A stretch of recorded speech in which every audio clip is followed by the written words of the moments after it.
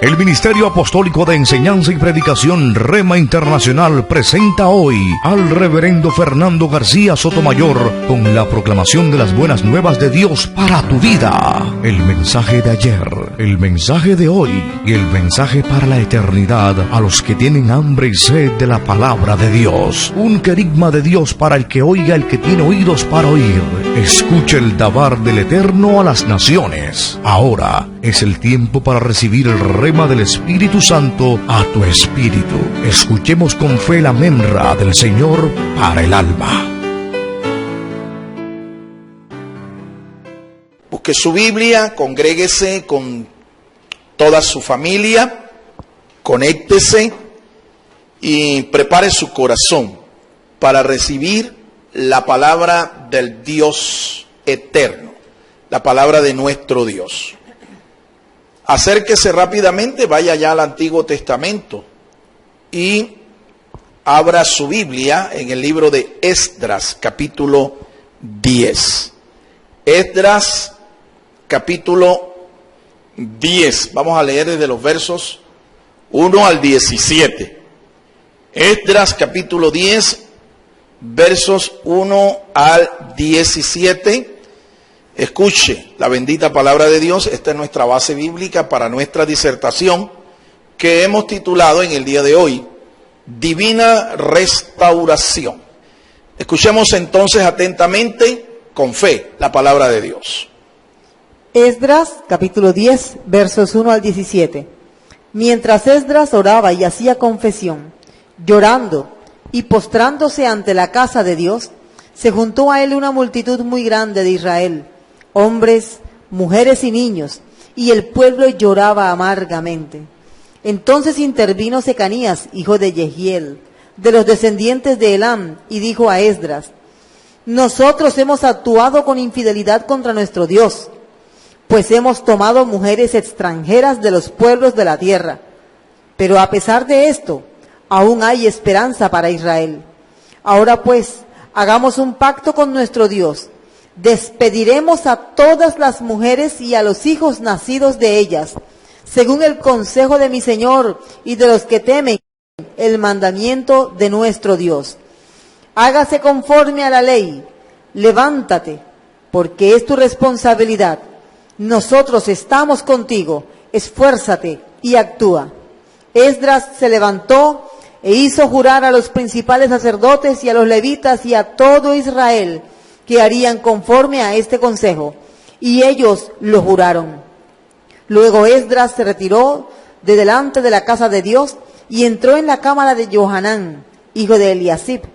Allí fue, pero no comió pan ni bebió agua, porque hizo duelo por esta gran infidelidad de los del cautiverio. Entonces hicieron pregonar en Judá y en Jerusalén a todos los que habían vuelto del cautiverio, para que se reuniesen en Jerusalén, y que al que no viniese dentro de 3 días, conforme al acuerdo de los magistrados y de los ancianos, se le confiscarían todos sus bienes y sería separado de la asamblea de los que habían vuelto del cautiverio. Así que todos los hombres de Judá y de Benjamín se reunieron en Jerusalén en el plazo de 3 días, el 20 del mes 9, y todo el pueblo se sentó en el área abierta de la casa de Dios, temblando por motivo de aquel asunto y a causa de la lluvia.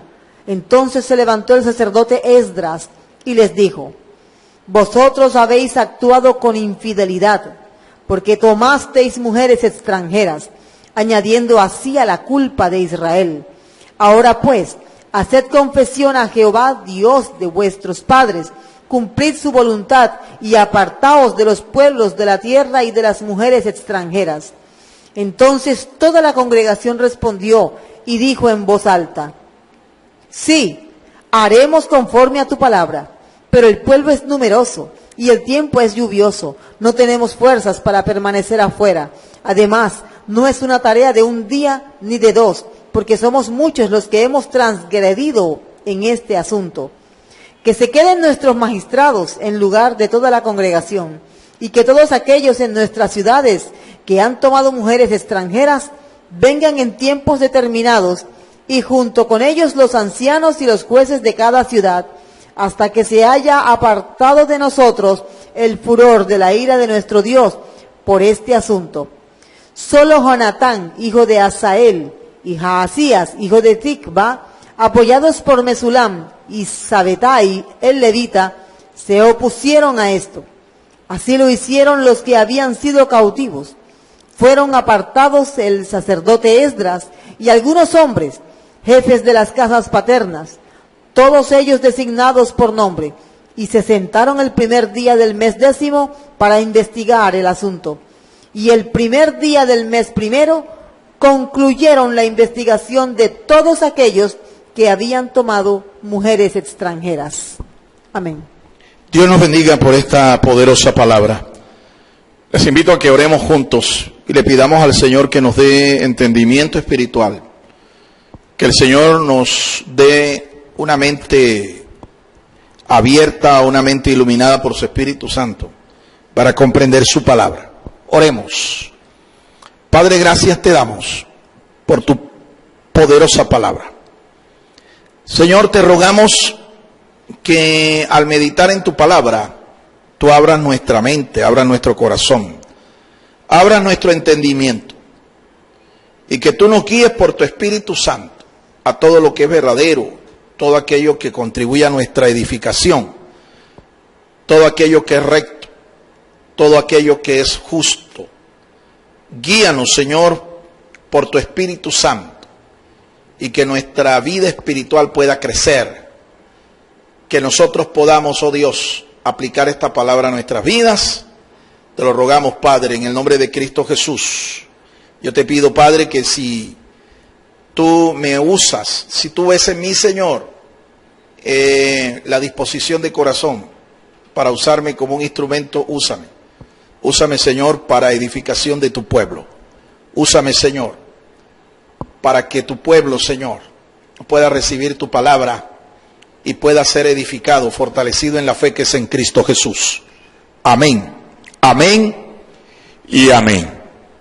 Bajo el título Divina Restauración, vamos a meditar en este pasaje glorioso de la Escritura. Esdras es un libro que corresponde al tiempo post-exílico.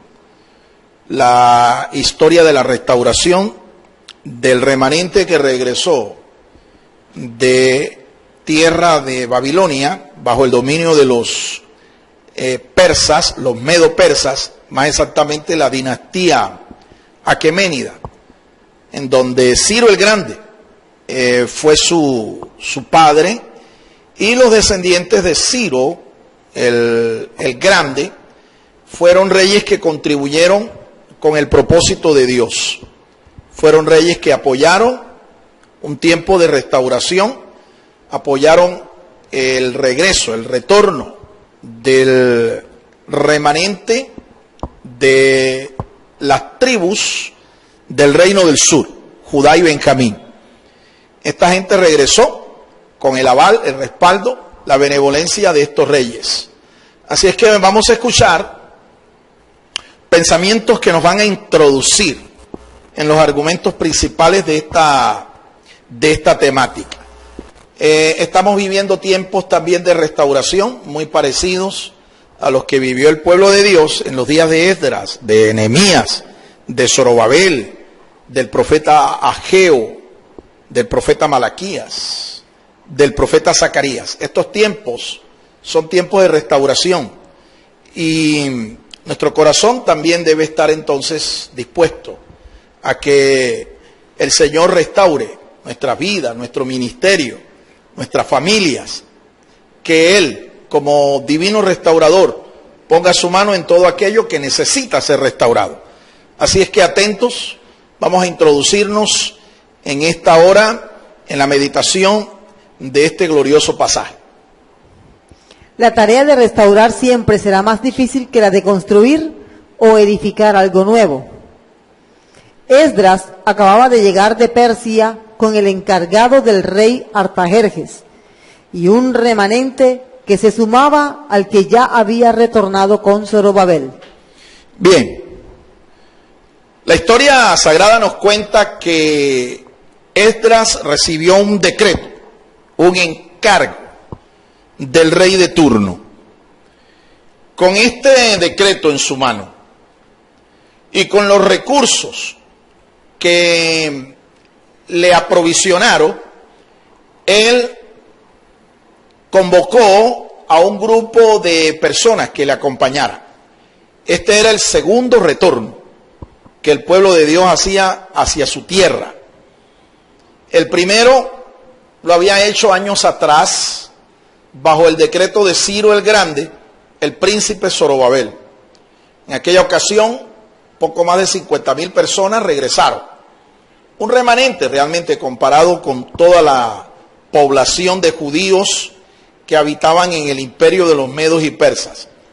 Había judíos en todas las 127 provincias del imperio, pero solo un pequeño remanente retornó.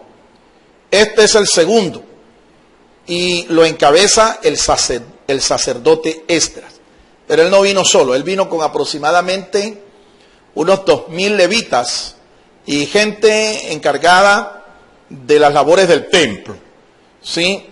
Ya el altar del templo había sido construido, pero al parecer hubo una oposición y Esdras, movido por el Espíritu Santo, completamente preparado y avalado por la autoridad civil de ese momento y también por la autoridad del Dios de los cielos, entonces regresa a Jerusalén. Regresa con el propósito de continuar la obra de restauración. Ya había comenzado la restauración del altar y del templo de Dios. Ahora, la labor de restauración se enfocaba en el ministerio sacerdotal. Los levitas, los sacerdotes, los cantores, todos los guardianes del templo, los netineos y todos aquellos que estaban implicados en el ministerio del templo, ellos ahora iban a regresar guiados por Esdras, un hombre que Dios preparó, un hombre al que Dios levantó para que hiciera esta gloriosa tarea. Pero se entera de la condición desastrosa de todo el pueblo. Conocer la situación de su pueblo le produjo una impactante confusión, desesperación y tristeza. Había que iniciar una tarea de restauración. Esta tarea comenzó con una oración de confesión sincera de Esdras, un tiempo de genuina contrición y humillación. Esdras 9, del 6 al 15. Amén. Cuando Esdras, una vez que hizo su travesía, llega a Jerusalén, se entera de que el pueblo estaba en una condición realmente vergonzosa. Se entera de que hay un caos, un desorden.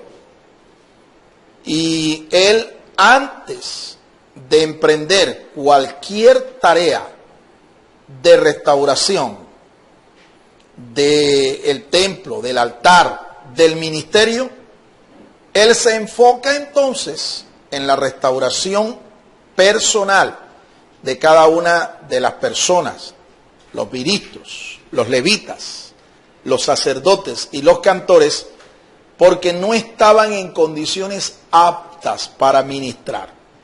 Y aquí hay un glorioso principio que todo aquel que quiere servir a Dios debe tenerlo en cuenta. A Dios no se le puede servir de cualquier manera. Usted, para ministrar al Señor, tiene que hacerlo con un carácter limpio, con pureza de carácter, en santidad. Usted no puede honrar a Dios con su tarea ministerial si primero usted no está en la condición que Dios requiere. Hay que estar limpios para ministrar. Así que Esdras se dedica entonces a esta tarea, a la tarea de separar, santificar a aquellos que iban a ministrar en la casa de Dios. Eso es algo que también hoy hay que hacer y hay que aplicar. La iglesia del Señor necesita restauración, y esta restauración espiritual tiene que comenzar por aquellos a los que Dios ha llamado a ser los dirigentes de la casa de Dios de la iglesia de Dios, de la grey de Dios. No podemos pensar que Dios se agrada o que estamos honrando a Dios con un testimonio completamente manchado, un testimonio impío ante Dios y ante la sociedad que nos está viendo. Hay que ministrar a Dios, pero hay que ministrar en pureza. Hay que ministrar a Dios, pero hay que ministrar en santidad delante del Señor. A esta condición le siguieron los siguientes pasos. Primero, reconocimiento genuino del pecado. Esos son los pasos que Esdras siguió una vez que él oró y sometió al pueblo a un acto de contrición y de confesión, un acto de arrepentimiento. Una vez que el pueblo lo hizo, eso lo podemos ver en el capítulo 9, desde los versos 6 hasta el final del capítulo 9. Allí está la poderosa oración que Esdras elevó en favor del pueblo. Como todo un intercesor delante de Dios, Esdras se puso en la brecha en favor de su pueblo y en favor del cuerpo ministerial de su pueblo, el pueblo de Dios. Y luego entonces procedió a establecer una serie de pasos para lograr una plena y total restauración. El primero de los pasos, escúchelo, número 1. Reconocimiento genuino del pecado. Un reconocimiento genuino del pecado en el que ellos habían estado por años. Número 2. Invocar la esperanza del perdón. Invocaron el perdón de Dios. Hay esperanza. Eso lo dijo uno de los profetas que acompañó a Esdras en su clamor, en su oración intercesora. Hay esperanza. Mi amado hermano, estimado amigo, mi querido siervo de Dios, hay esperanza. No importa el pecado que tú hayas cometido o el pecado que te tenga aprisionado. Hay esperanza. Esperanza del perdón de Dios si nos acercamos a Él. Número 3.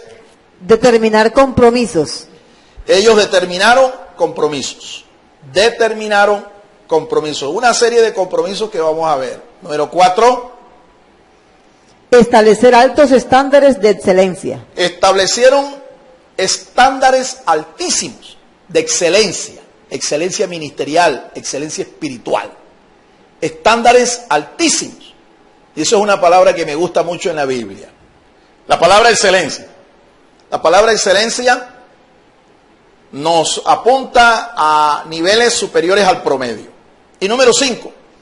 Determinar tiempos para el proceso de la restauración. Tiempos para el proceso de restauración. Una restauración no se hace express. No es así, con un chasquido de dedos, no. Demanda tiempo. Un proceso de restauración demanda tiempo. Cuando hay heridas que causa el pecado, así como cuando un cuerpo es herido con un arma, con algún instrumento dañino, el cuerpo necesita un tiempo para sanar las heridas. Es igual cuando el pecado ataca el alma del ser humano, necesita también tiempo para sanar espiritualmente. Y a veces este tiempo es mucho mayor que el tiempo que demora en sanar una herida física. A veces las heridas del alma demandan más tiempo para sanar. Así que nos vamos a enfocar entonces en el primer paso. ¿Cómo nos dice el primer paso? Reconocimiento genuino del pecado. Hubo un reconocimiento genuino del pecado. Un reconocimiento genuino. No de labios, sino de corazón. Eso hizo esta gente. Escuchemos algunas ideas que nos amplían este primer paso. Versos 1 al 2. Nosotros hemos pecado. Eso fue lo que ellos dijeron. Nosotros hemos pecado. ¿Ven? Ellos no ocultaron su pecado. Ellos no dijeron, no, es que pecamos por causa de esto. No se empezaron a justificar. No comenzaron a negar esta realidad. Ellos lo aceptaron. Nosotros hemos pecado. Y esto es lo primero que hay que hacer cuando queremos iniciar un proceso de restauración. Cuando queremos alcanzar el perdón de Dios, alcanzar su misericordia. Hay que reconocer hay que reconocer y hacerlo de una manera genuina, sentida, de corazón, en verdad, ¿sí? Y llamar las cosas como son. No ponerle nombre al pecado como para suavizarlo, ponerle otros nombres, ¿verdad?, sociales, o otro nombre que como que suavice la intensidad del pecado, ¿sí?, la inmundicia del pecado, como hacen muchas personas. ¿Sí? Cuando tú ves a gente que comienza a ponerle otros nombres a lo que la Biblia llama pecado, estas son personas que en realidad no están reconociendo que han pecado. Nosotros hemos prevaricado. Esdras 9:4. Eso dijeron también. Ellos habían prevaricado. Es decir, su vocación de hijos, el llamado que tenían, ellos lo habían deshonrado. La vocación de ser hijos de Dios, de ser un reino de sacerdotes, ¿sí?, al servicio del Dios de Israel, ellos lo habían deshonrado, habían blasfemado el nombre de Dios, y a este pecado se le llama prevaricar. Ellos habían prevaricado, ¿sí? Y habían realmente, ellos habían provocado que las naciones vecinas blasfemaran del nombre del Señor, blasfemaran del Dios de Israel. Y más de uno lo hizo. Más de un rey pagano, más de un dirigente pagano, más de una nación. Ellos deshonraron el nombre de Dios, blasfemaron el nombre de Dios por causa de la prevaricación del pueblo de Israel. Mi amado hermano, y esto puede ocurrir también en estos días. Hay un mundo impío que nos rodea. Hay una generación impía que nos rodea, como iglesia nos rodea. El pueblo de Dios está rodeado de una generación impía, pecadora. Pero muchas veces esta gente blasfema y deshonra el nombre de Dios es por causa del pecado de la iglesia, del mal testimonio que da la iglesia.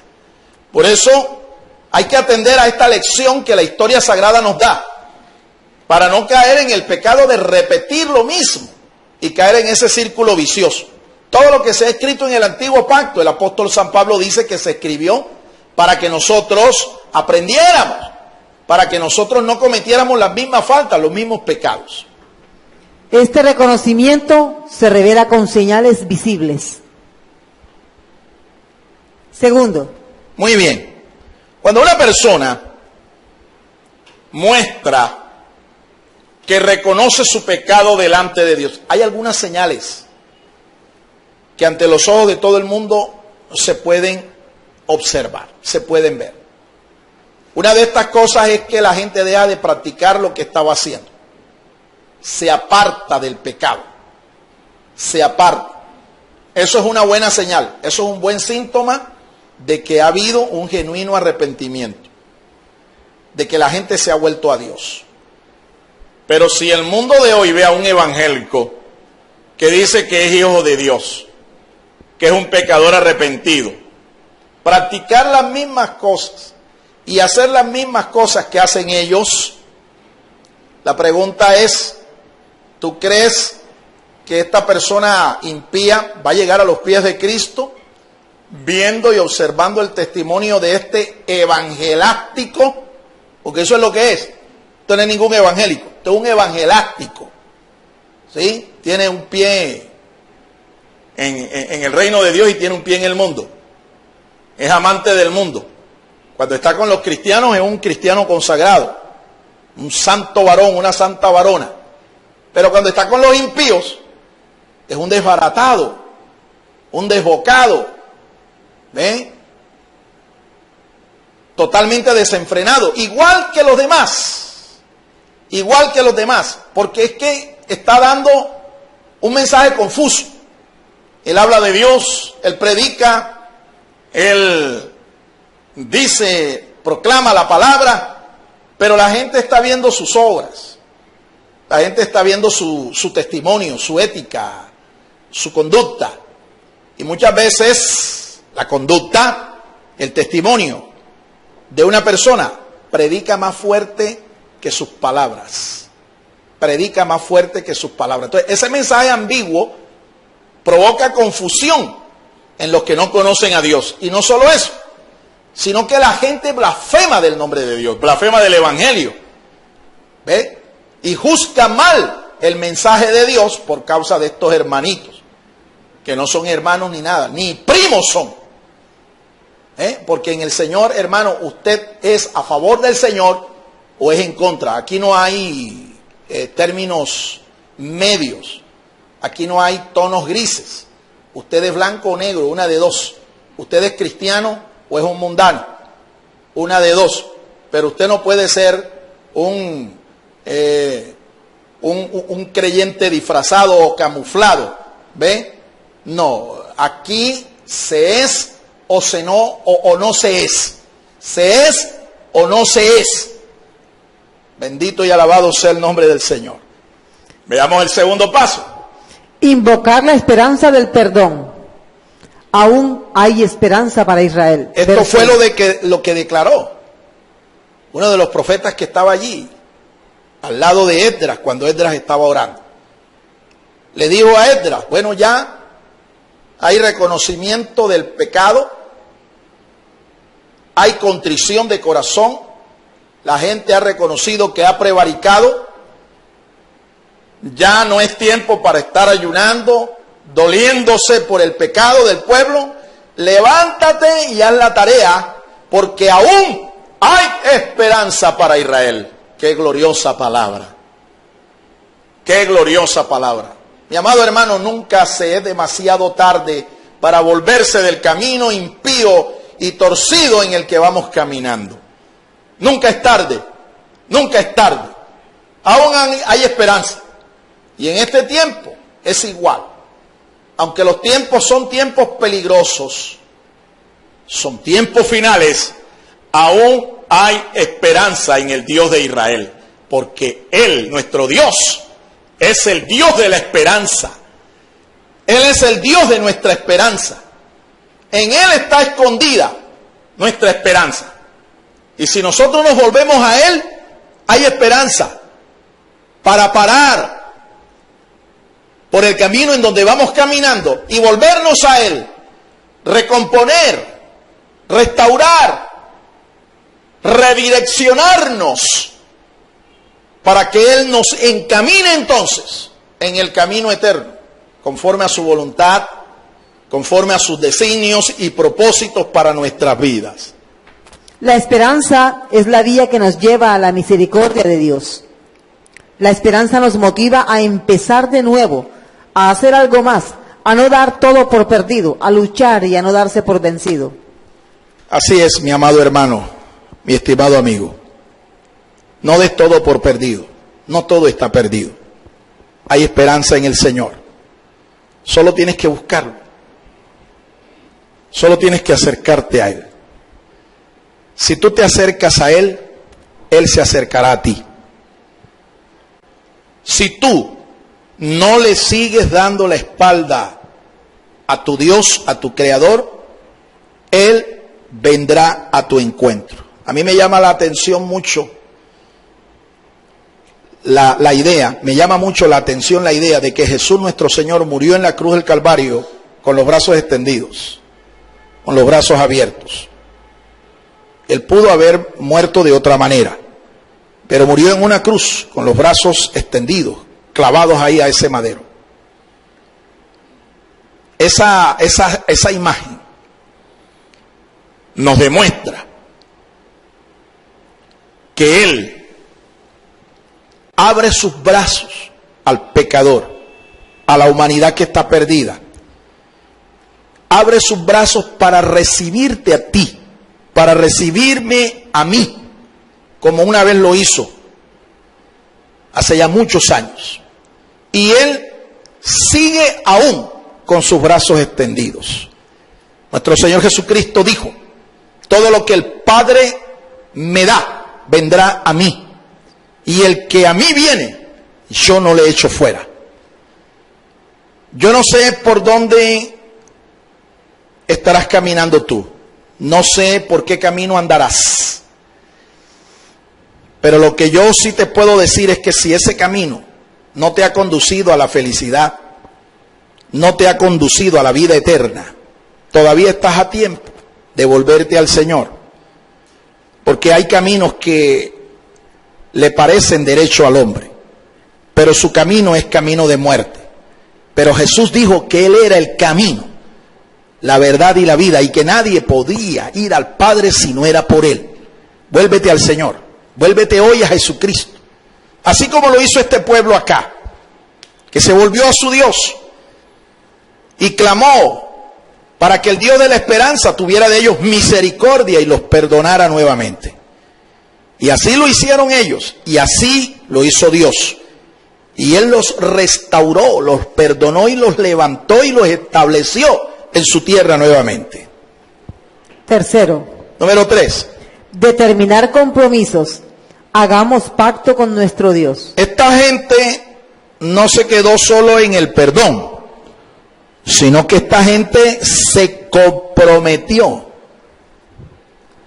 a vivir fielmente delante de su Dios, a obrar conforme a sus estatutos, sus preceptos, sus mandamientos, sus ordenanzas. Ellos hicieron un pacto de consagración, un pacto de fidelidad, no como los pactos que usted está oyendo que se hacen hoy y que están llamando estos teólogos de la prosperidad a que el pueblo pacte. Hay gente que está siendo engañada por estos falsos ministros.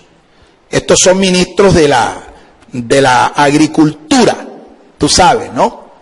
Ellos lo único que les interesa es que tú siembres, siembres y siembres, ¿sí? Pero que siembres no en el reino, sino que siembres en ellos. Estas son gente que te prometen vivir en estratos 6, 7, 10 y 20. Pero estas son personas que no te predican el mensaje que te va a llevar al reino de los cielos. Por eso usted tiene que entender qué es lo que significa hacer un pacto con Dios. Un pacto es un compromiso. En la Biblia hay 3 tipos de pactos que están revelados ahí en sus páginas sagradas. 3 tipos de pactos. Hay un pacto que la Biblia llama el pacto sempiterno. Ese fue el pacto que Dios el Padre hizo con el Hijo y el Espíritu Santo, para que nuestra redención, nuestra salvación, fuera diseñada, planeada de anticipo y consumada aquí en la tierra. Este pacto se hizo mucho antes que el hombre existiera. La salvación es el pacto del cual estamos hablando. El pacto de la redención, el pacto eterno. Pero hay otro tipo de pactos que se llaman pactos teológicos. Esos pactos son aquellos en los que Dios tomó la iniciativa y pactó con el hombre. Y esos pactos eran sellados con sacrificios. Un sacrificio tenía que sellar ese pacto, una ofrenda. Dios hizo 8 pactos que están registrados aquí en su palabra. Son llamados pactos teológicos porque son pactos en los que Dios tomó la iniciativa para pactar con el hombre. Y hay una tercera clase de pactos que se llaman pactos antropológicos. Es decir, pactos que se hacen entre los hombres o entre los hombres y Dios. Esta nación hizo un pacto y sus dirigentes sellaron ese pacto con un sacrificio y se comprometieron escribiendo los nombres de los principales en ese pacto, comprometiéndose a vivir en santidad, en fidelidad y en obediencia al Señor. ¿Cómo se llama eso? Eso es un compromiso. Usted y yo también estamos en una relación de pacto con nuestro Señor Jesucristo. El día que tú entregaste tu vida a Cristo, tú entraste en una relación de pacto con Él. Salmo 25, verso 14, dice que Dios ama a los que le aman, le hallan los que temprano le buscan, y a estos les hará conocer su pacto. a esto le revelará su pacto, a los que andan en comunión íntima con Dios. Si usted entregó su vida a Jesucristo, usted entró en una relación de pacto con Él. Una relación de pacto. Jesús, la noche en que Él fue entregado, Él tomó una copa. Y en medio de una cena pascual, la cena pascual que ellos celebraban tradicionalmente para celebrar su liberación del pueblo de Egipto, tomó la copa y dijo: esta copa es el nuevo pacto en mi sangre. El nuevo pacto. Jesús sella entonces ese nuevo pacto de dos maneras. Número uno, derramando su sangre. Recuerda que todos los pactos eran sellados con un sacrificio. Él derramó su propia sangre, Él se entregó en sacrificio por la redención de nuestras almas. Pero después de esto, confirma este pacto con todo aquel que cree en Él, derramando su espíritu el día de Pentecostés. 40 días después que Él apareció a los suyos, resucitado, Él ascendió al cielo, hizo la promesa de derramar la promesa del Padre, el derramamiento del Espíritu Santo, para que llenara de poder a todos aquellos que iban a ser sus testigos. Y efectivamente el día de Pentecostés, en medio de la fiesta de las cosechas, el Espíritu Santo se derramó con poder sobre 120 que habían esperado pacientemente en oración la promesa del Padre. Así sella el Señor el pacto que hace con todo aquel que es creyente. Este pueblo hizo un pacto. Ahora usted y yo tenemos que renovar ese pacto con el Señor para vivir una vida de compromiso con Él. Usted y yo estamos comprometidos con Jesús, estamos comprometidos con su iglesia, estamos comprometidos con la fe, estamos comprometidos con la visión local de nuestros pastores, nuestros mentores. Un cristiano debe caracterizarse por ser un hombre, una mujer de compromiso. Compromiso. Alabado sea el nombre del Señor. Un pacto nos compromete. El pueblo de jamás, además de pactar con Dios, se juramentó por completo. Esos pactos eran acompañados también con juramentos. Juramentos. Es decir, no solo había un sacrificio que sellara el pacto, no solamente habían promesas que hacía el que pactaba, sino que también había juramentos. Cuando el Señor hizo este juramento, dice el escritor de la carta a los Hebreos que Él no juró por nadie aquí, sino que juró por sí mismo, por su carácter de Dios inmutable, por su carácter de Dios fiel. Él no podía jurar por otra persona para confirmar el juramento, juró por sí mismo. Así que ese pacto, y sobre todo las promesas que contienen ese pacto, son fieles, son inmutables, y las vamos a disfrutar porque Dios juró por sí mismo, y eso garantiza su fidelidad para cumplir sus promesas en nosotros. Cuarto. Número 4. Establecer altos estándares de exigencia. Que el que no viniera dentro de 3 días, conforme al acuerdo de los príncipes y de los ancianos, perdiese toda su hacienda. Imagínense, cuando Esdras vio a este pueblo arrepentido, humillado, comprometido, dijo: muy bien, esto no es solamente un asunto de una promesa, no es solamente asunto de un pacto, no, sino que aquí el que no cumpla lo voy a eliminar del listado del remanente que va a entrar a posesionarse en esta tierra. Y le puso un plazo, le dijo: dentro de 3 días el que no venga, le vamos a confiscar bienes, haciendas, propiedades, y lo vamos a excomulgar. ¿Qué exigencia, mi amado hermano? ¿Qué estándar tan alto? Óigame, y es que en la vida cristiana, si no hay alguien que nos exija a nosotros, si no hay alguien que siempre nos esté observando, supervisando, controlando, direccionando, nosotros nunca vamos a dar lo mejor de nosotros. Yo agradezco a Dios por las personas que fueron mis mentores.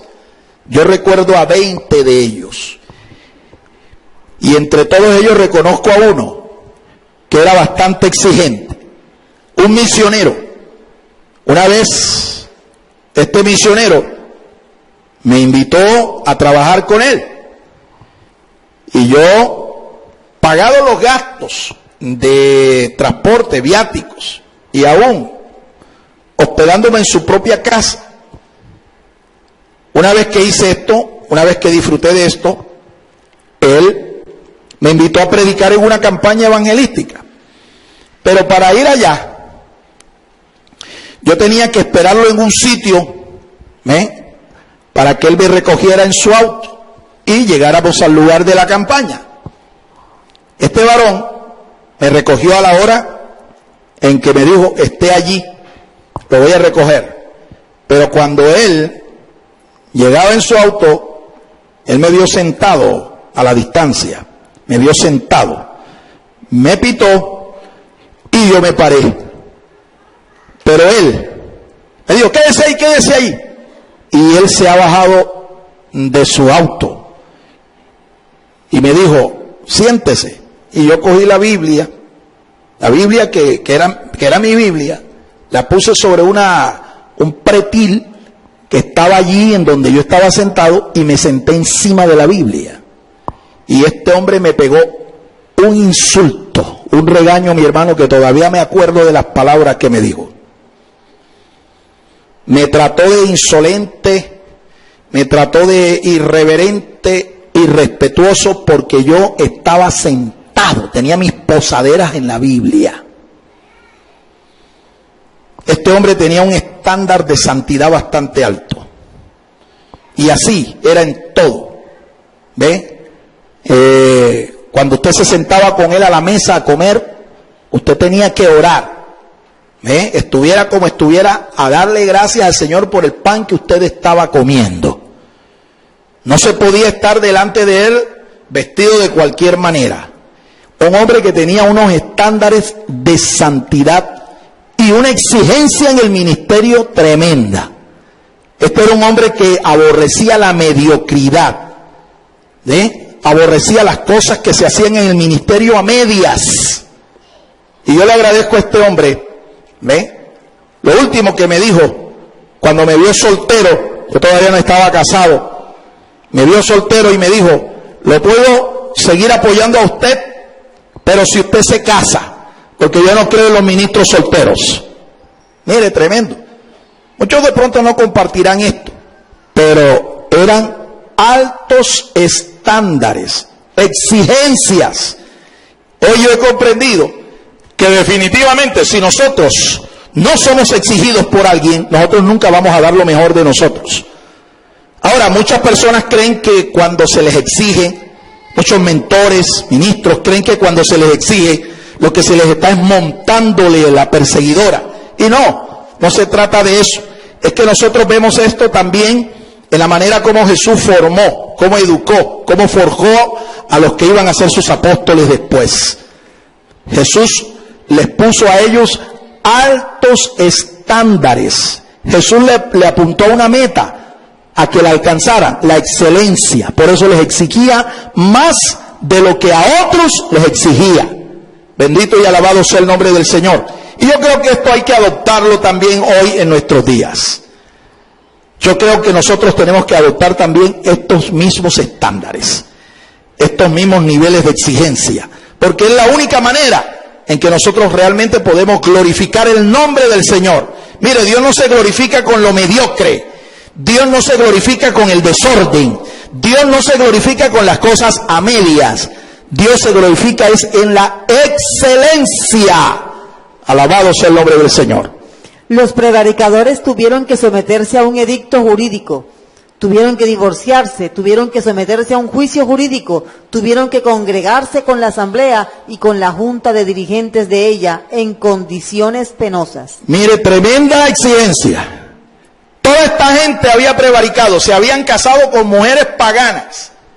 Y hubo un juicio en el que Esdras presidió para que ellos hicieran separación.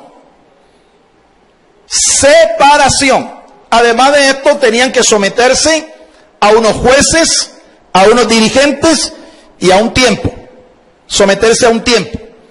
El capítulo 10 de Esdras, todo el capítulo 10, termina con la disolución de por lo menos 137 divorcios. Escúchame. Divorcios de parejas mixtas. Judíos casados con paganas. Alguien dirá, bueno, este Esdras era muy exigente. Yo creo que Esdras era muy intenso. Pero no. Estas son cosas que se tuvieron que hacer, porque es que ya en la antigüedad Dios los había castigado, Dios los había disciplinado justamente por este pecado. Uniones desiguales, uniones mixtas. Ellos no tenían por qué hacer esto. La palabra de Dios, la Torá, les instruyó a que no hicieran esto, porque de lo contrario, ellos terminarían también adorando los mismos ídolos que adoraban sus esposas, sus mujeres. Ya ellos habían fracasado, incluso habían sido llevados a cautiverio por este pecado. Y ahora estaban pecando de la misma manera. Por eso Esdras es drástico.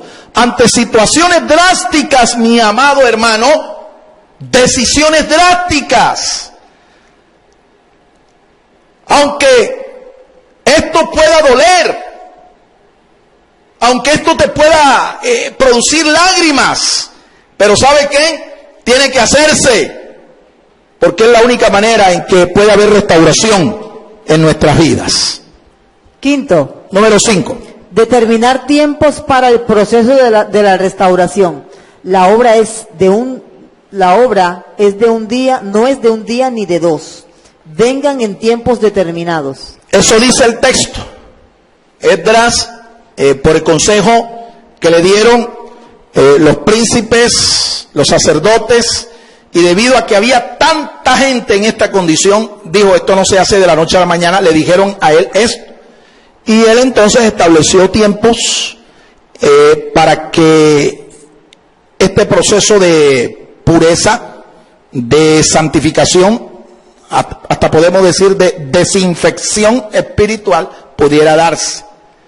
Se establecieron tiempos. ¿Ve? El proceso empezó creo que el primer día del mes décimo, y transcurrió el mes décimo primero, el mes 12, y luego el primer mes del año, ¿ve? El proceso terminó por allí a mediados de mes. Estamos hablando de por lo menos 3 meses. 3 meses en el que esta gente estuvo en un proceso de restauración. Un proceso en el cual ellos iban a sacar el oprobio, el pecado de ellos, ¿ve? Y volverse a su Dios para servirle a Dios, adorarle en santidad, en pureza. Bendito sea el nombre del Señor. Después de una caída siempre será más difícil levantarse y recorrer de nuevo el camino. Así es. Así es. Dios guarde tu corazón, Dios guarde tus pasos, Dios guarde tus caminos, Dios guarde tu vida de una caída. Porque a veces hay personas que caemos en un pecado, en una falta. Y si nosotros no procuramos levantarnos, el mismo efecto de la caída puede adormecernos y hacer que estemos allí. Y siempre será más difícil levantarse después de una caída que seguir en pie caminando.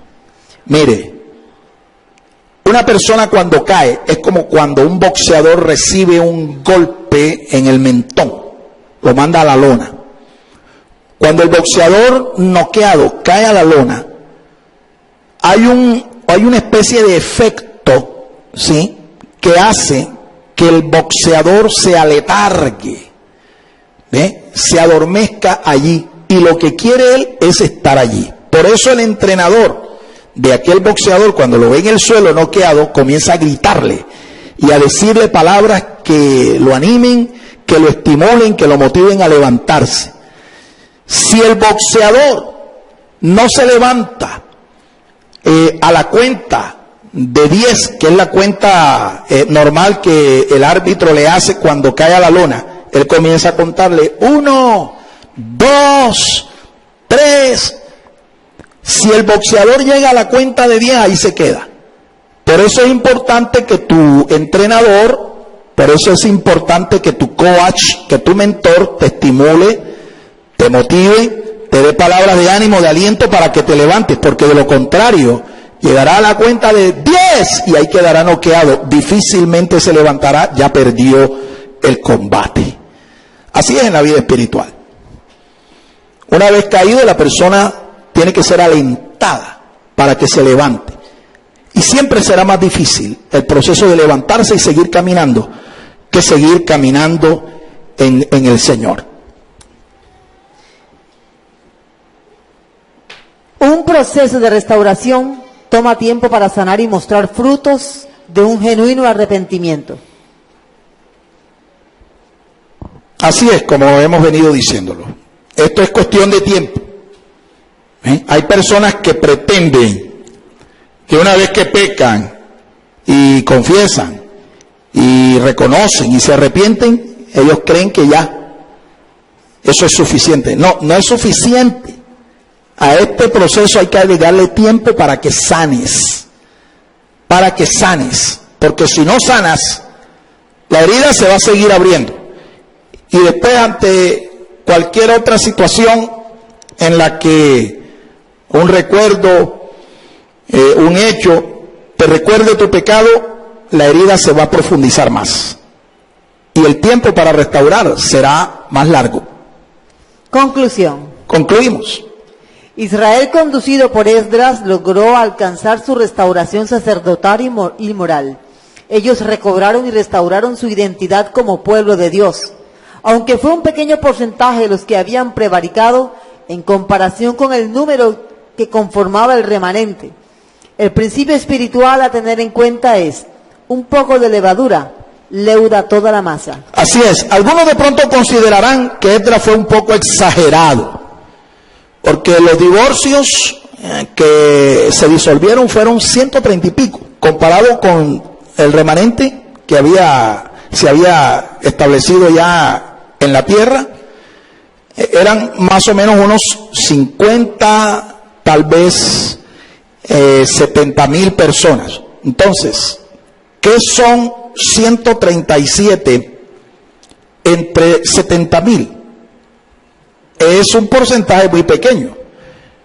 Pero esto no es exageración. Esdras, mucho antes de que Pablo, el apóstol, estableciera este principio espiritual, ya Esdras lo conocía y lo aplicó.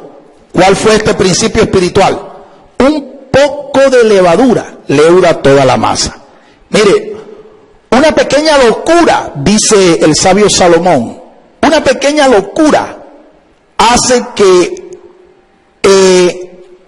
así como una mosca cae en el perfume de un perfumista y pudre el perfume, así el carácter de una persona, el carácter de un creyente, el carácter de un ministro, el carácter o aún la congregación toda, una congregación toda puede contaminarse totalmente si nosotros no tomamos las medidas respectivas, las medidas apropiadas para sacar esa pequeña mosca, esa pequeña locura, para sacar ese detalle pequeño de la congregación y evitar que se contamine todo el cuerpo. Mire, las grandes caídas son provocadas por pequeños detalles que no se atienden. Atienda los pequeños detalles, así como lo hizo Esdras. Aunque te digan que eres un exagerado, que eres una persona recalcitrante, que tú eres muy intenso, que tú eres hueso colorado, lo que te quieran decir, pero usted mejor prevenga, porque es mejor que digan, ve, aquí corrió, que aquí cayó y aquí quedó. Es mejor que digan eso. Bendito sea el nombre del Señor. Toda obra de restauración moral y espiritual debe empezar por la casa de Dios y los que sirven en ella.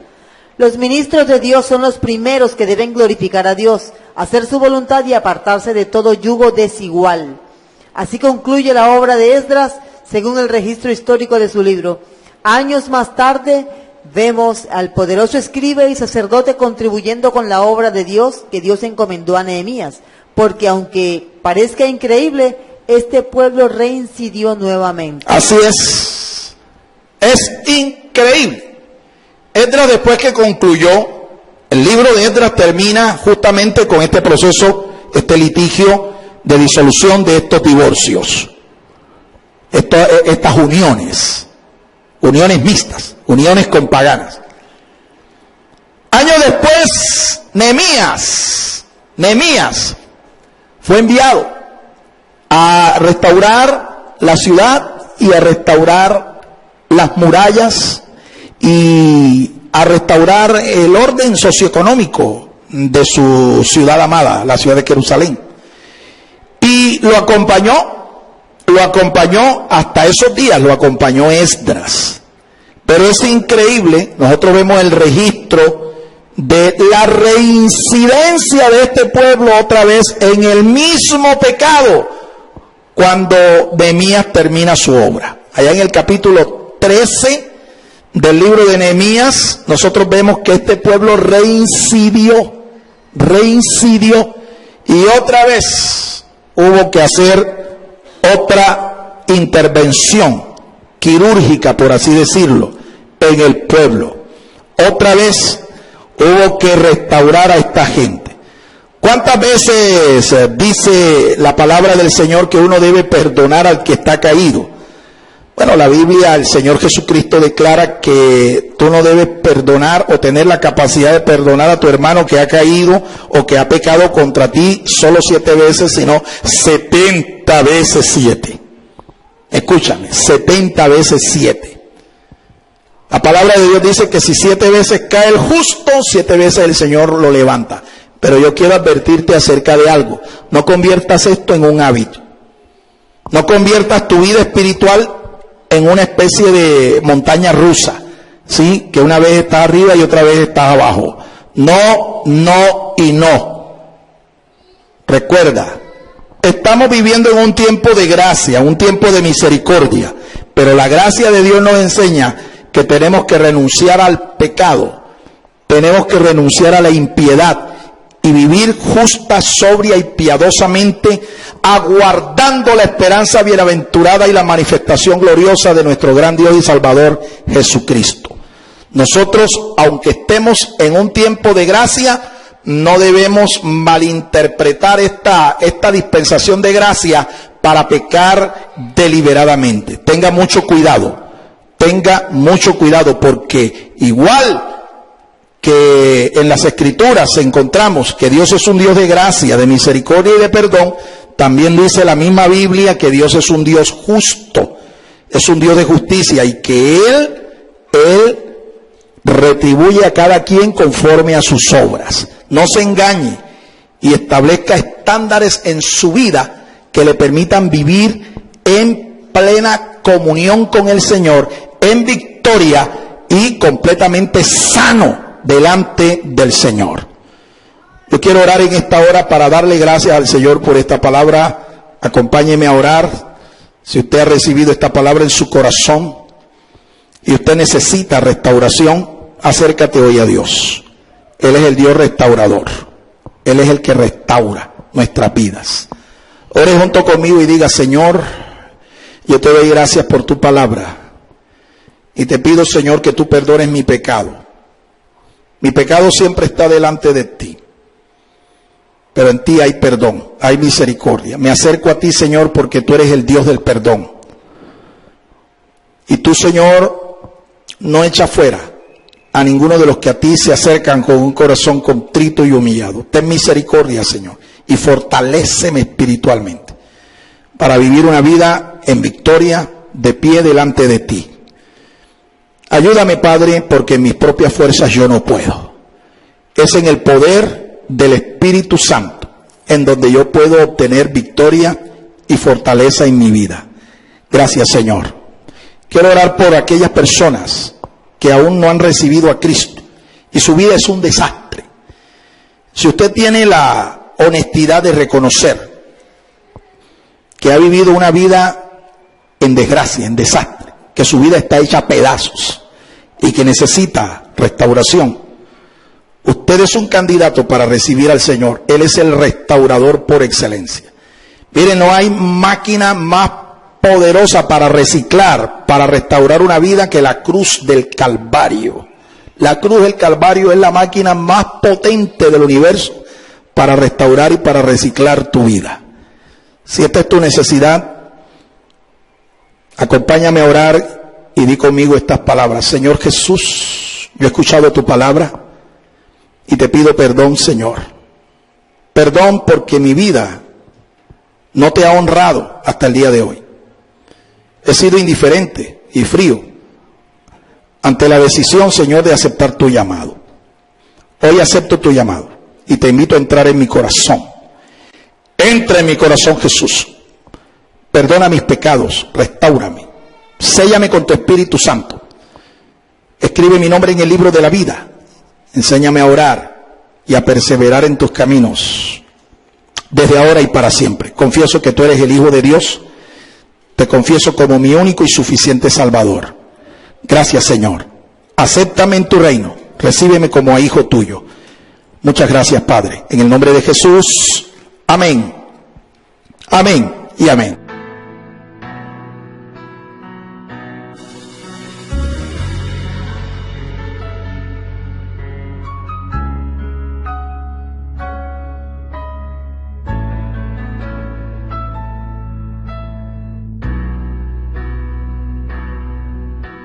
Usted también puede sembrar personalmente sus generosos donativos a la cuenta de ahorros número 487-5031-5995 de Bancolombia, a nombre de Fernando García Sotomayor. Sus ofrendas y sus oraciones sostienen nuestro ministerio.